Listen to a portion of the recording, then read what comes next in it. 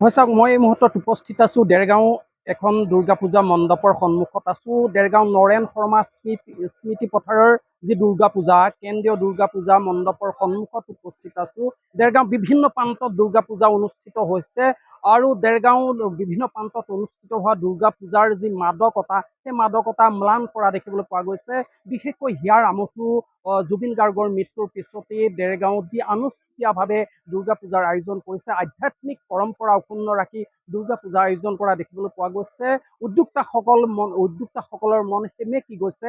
যিসকল শুভাকাংক্ষী ৰাইজ পূজা ভাগত জড়িত হৈ থাকে, তেওঁলোকৰ মাজতো কিন্তু আনন্দ উৎসৱৰ যি বাৰ্তা, সেই বাৰ্তা তেওঁলোকৰ নোহোৱা হৈছে। এক কৰুণ মন লৈ তেওঁলোকে দুৰ্গা পূজাৰ যি আয়োজন, সেই আয়োজন কৰা দেখিবলৈ পোৱা গৈছে। আজি মহা অষ্টমী আৰু এই মহা অষ্টমীত মই উপস্থিত থকা দুৰ্গা পূজা মণ্ডপৰ এই পৰিৱেশটো মোৰ সহযোগীক অকণমান দেখুৱাবলৈ অনুৰোধ জনাইছোঁ। সহযোগীয়ে পৰিৱেশটো দেখুৱাই আছে দেৰগাঁও কেন্দ্ৰীয় যি দুৰ্গা পূজা, নৰেন সমাজ স্মৃতি পথৰ যি দুৰ্গা পূজাৰ এই পৰিৱেশ দেখিবলৈ পোৱা গৈছে। পুৱাৰ পৰা আধ্যাত্মিক ইয়াত পৰিৱেশ বিৰাজ কৰা দেখিবলৈ পোৱা গৈছে। কেৱল মাত্ৰ আধ্যাত্মিকতা, কেৱল মাত্ৰ দুৰ্গা পূজাৰ আনুষ্ঠানিকতা ইয়াত মাত্ৰ দেখিবলৈ পোৱা গৈছে। ইয়াত কোনো ধৰণৰ জাক জমকতা দেখিবলৈ পোৱা নাই। বিশেষকৈ এটা কথা ক'ব লাগিব, হিয়াৰ আমঠু জুবিন গাৰ্গৰ বিয়োগৰ পিছতে দেখিবলৈ পোৱা গৈছে সমগ্ৰ অসম শোকস্তব্ধ হৈ পৰা দেখিবলৈ পোৱা গৈছে। সকলোৰে মনত কেৱল বিষাদৰ বন্যা বোৱা দেখিবলৈ পোৱা গৈছে। পূজা যি আনুষ্ঠানিক, সেই আনুষ্ঠানিক কৰা দেখিবলৈ পোৱা গৈছে। ইয়াত কোনো ধৰণৰ জাক জমকতা নাই, হাঁহি আনন্দ দেখিবলৈ পোৱা নাই। প্ৰতিটো পূজা মণ্ডপত কেৱল মাত্ৰ জুবিন গাৰ্গৰ গীতৰ কলি শুনিবলৈ পোৱা গৈছে। জুবিন গাৰ্গৰ গীতৰ কলি মাত্ৰ দেখিবলৈ পোৱা গৈছে, শুনিবলৈ পোৱা গৈছে। আৰু পূজাৰ যি আনুষ্ঠানিকতা, সেই আনুষ্ঠানিকতাহে দেখিবলৈ পোৱা গৈছে। এক বিষাদ, যিহেতু জুবিন গাৰ্গ অসমৰ হিয়াৰ আমঠু হেৰাই গ'ল।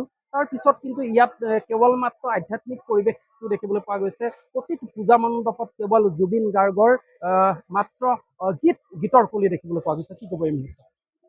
এইটো বৰ এটা দুখৰ কথা আমাৰ কাৰণে, যে আমাৰ মাজৰ পৰা ইমান ভাল মানুহ এজন নাইকিয়া হৈ গ'ল। কিন্তু কি ক'ব, এতিয়া যিটো হ'বলগীয়া আছে সেইটো হৈ গ'ল। মৃত্যুটো চবৰে সত্যই, আৰু এদিন নহয় এদিন আমি যাবই লাগিব সকলোখিনি। কিন্তু এটা দুখ দিলে সেইটোৱে আমাক। আৰু এতিয়া পূজাটো পাতিবই লাগিব দিয়কচোন, যিটো হয়েই আমাৰ। এতিয়া কি কৰিব আৰু, তেনেকৈ পালন কৰা হৈছে আৰু তেওঁৰ জুবিন দাৰ ন্যায় লাগিব, লাগিবই লাগিব পূজা হ'ব, কিন্তু ন্যায়টো লাগিব, এইটো লাগিব।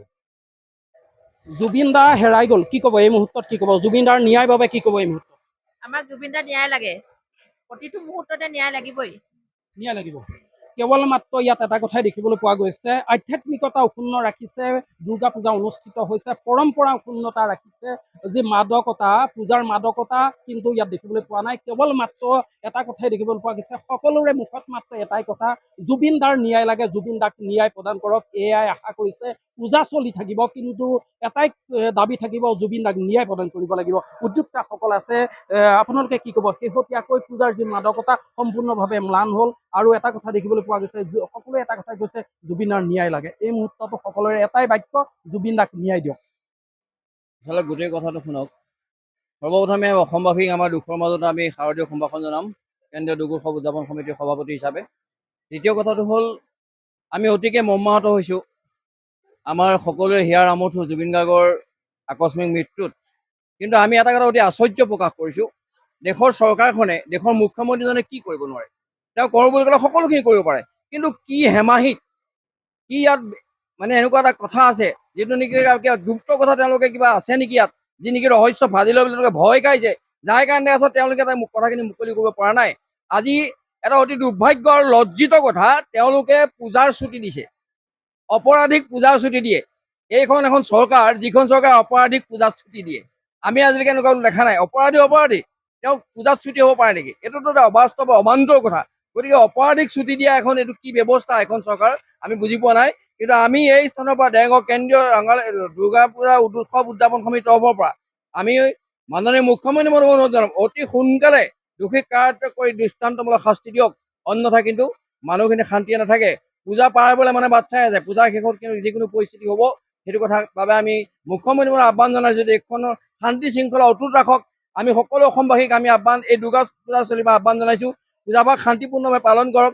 আৰু নিশ্চয় আমি তেওঁৰ ওপৰত বিশ্বাস আছে, গভীৰ বিশ্বাস আছে। সকলোৱে কৈছে ডাইনামিক মুখ্যমন্ত্ৰীয়ে কিয় কৰিব নোৱাৰে? তেওঁ কামটো নিশ্চয় কৰিব পাৰে। গতিকে তেওঁ আচলতে ইচ্ছা প্ৰকাশ কৰা নাই, তেওঁ সদিচ্ছা দেখুৱাওক আৰু দোষীক কাৰ্য কৰি দৃষ্টান্তমূলক শাস্তি দি জুবিন গাৰ্গৰ আত্মাক অসমৰ উঠি অহা প্ৰজন্মৰ হাৰ্থবৰ হাতলৈ সান্তনা দিব বুলি মই আশা কৰিছোঁ। এনেকৈ দেখিবলৈ পোৱা গৈছে মোৰ সহযোগী পৰিৱেশটো এনেকৈ দেখুৱাই আছে।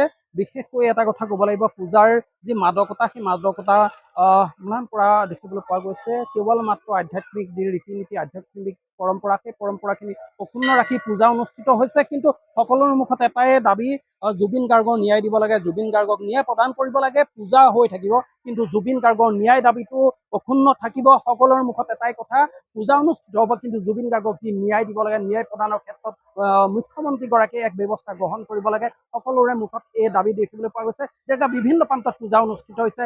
কেৱল মাত্ৰ দেখিবলৈ পোৱা গৈছে হাৰ্ট অফ জুবিন গাৰ্গৰ গানৰ কলি বাজি আছে। প্ৰতিটো পূজা মণ্ডপত গানৰ কলি বাজি আছে। ইয়াত কোনো আনন্দ উৎসৱ নাই, কেৱল মাত্ৰ আধ্যাত্মিক পৰম্পৰা অক্ষুণ্ণ ৰখা দেখিবলৈ পোৱা গৈছে।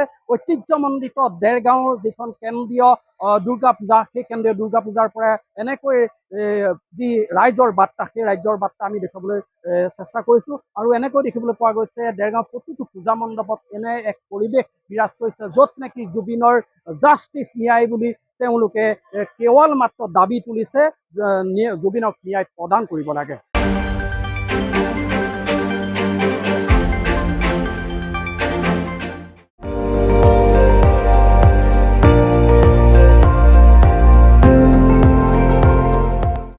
আপুনি চাই আছে ND24, সৰ্বশ্ৰেষ্ঠ নহয় সৰ্বোত্তমৰ দৌৰত।